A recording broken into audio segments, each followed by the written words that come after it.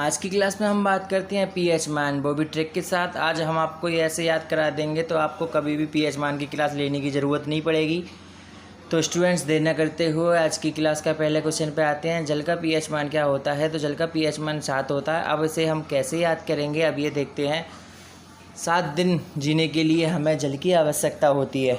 हमें जीने के लिए 7 दिन जल की आवश्यकता होती है। तो इस ट्रिक से हमको याद हो गया जल का पीएच मान 7 होता है। अब आते हैं दूध का पीएच मान पे। दूध का पीएच मान होता है 6.4। तो हम इसे कैसे याद करेंगे देखेंगे। हमें अपनी हड्डियों को मजबूत बनाने के लिए कम से कम 6 दिन में 4 बार दूध ज़रूर पीना चाहिए। 6 दिन में 4 बार दूध ज़रूर पीना चाहिए, क्योंकि हड्डियां हमारी कमज़ोर रह जाती हैं अगर नहीं पिएंगे तो इससे हमें क्या याद होता है कि दूध का पीएच मान 6.4 होता है। 6 दिन में 4 बार दूध ज़रूर पीना चाहिए। अब यहाँ पे हम देखते हैं सिरके का पीएच मान क्या होता है। तो सिरके का पीएच मान होता है 3। अब इसे हम कैसे याद करेंगे तो देखते हैं स्टूडेंट ट्रिक के साथ। सिर मतलब हम सिर को हम डिपोज करेंगे। जैसे सिर को हम मान लेते हैं सर, और सर के कम से कम ज़्यादा से ज़्यादा पीरियड कितने होते हैं। जैसे हमारे स्कूल में सर होते हैं और ज़्यादा से ज़्यादा एक क्लास में हमारे सर के पीरियड होते हैं 3 से ज़्यादा किसी सर के पीरियड नहीं हो सकते हैं। तो इसीलिए सिरकों का पीएच मान 3 हमें याद हो जाएगा। और मानव रक्त का पीएच मान 7.4 होता है।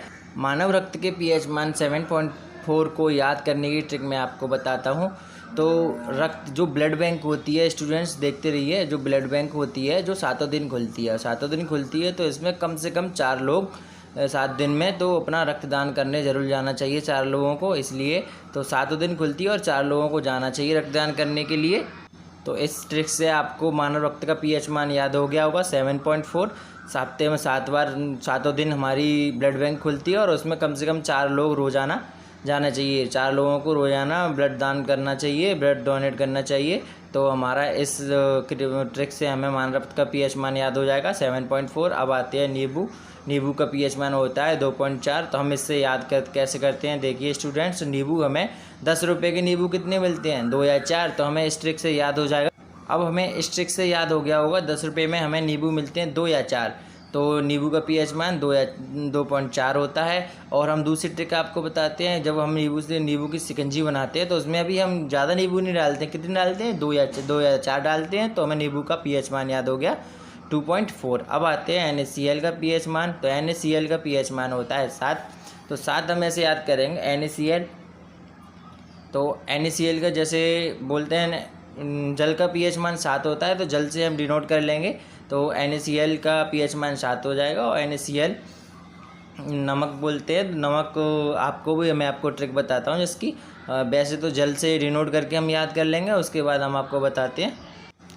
NaCl को नमक का सूत्र लिखा गया है यहाँ पे। तो NaCl का पीएच मान 7 होता है। अब हमें देखना है, जैसे ही हमें ज़िंदगी में जीने के लिए 7 दिन जीने के लिए हमें जल का पीना ज़रूरी होता है, वैसे ही हमें 7 दिन जीने के लिए हमें नमक खाना भी ज़रूरी होता है। तो इसलिए नमक का पीएच मान 7 होगा, NaCl का पीएच मान 7 होगा। अब आते हैं शराब का पीएच मान। तो शराब का पीएच मान होता है 2.8। हम इसे कैसे याद करेंगे हम आपको बताते हैं। कोई 2 लोग हैं जो सुबह सुबह उठते ही 8 बजे शराब पी लेते हैं। मतलब हमारे मोहल्ले में कोई 2 लोग हैं जो सुबह सुबह उठते ही 8 बजे शराब पी लेते हैं। तो हमें इस ट्रिक से याद हो जाएगा शराब का पीएच मान 2.8 हो जाएगा। जैसे ही सुबह सुबह उठते ही 2 लोग 8 बजे शराब पी लेते हैं, तो इसका कितना हो गया 2.8।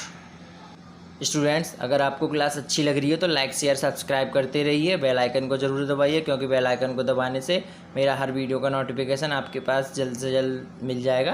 तो अब आते हैं हम मानव मूत्र का पीएच मान कितना होता है। तो मानव मूत्र का पीएच मान होता है 4.8 से 8.4 होता है। अब इसे हम कैसे याद करेंगे, तो यहाँ पर मानव को हटा देंगे।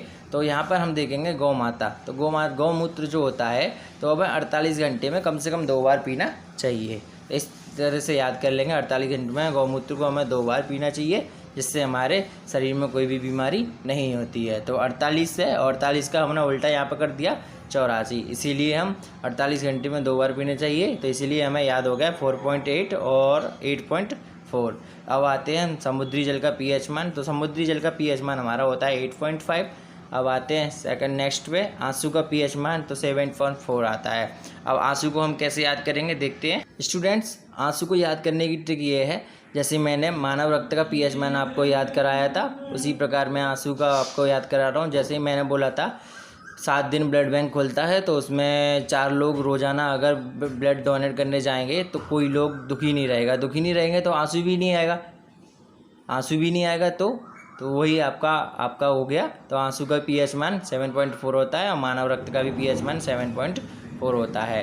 तो इसीलिए हम डिनोट करेंगे पीएच मान मानव रक्त से, ठीक है। तो अब आते हैं मानव लार का पीएच मान 6.4 से 7.5 होता है। तो 6.5 से 7.5 होता है। अब इसको याद कैसे करेंगे?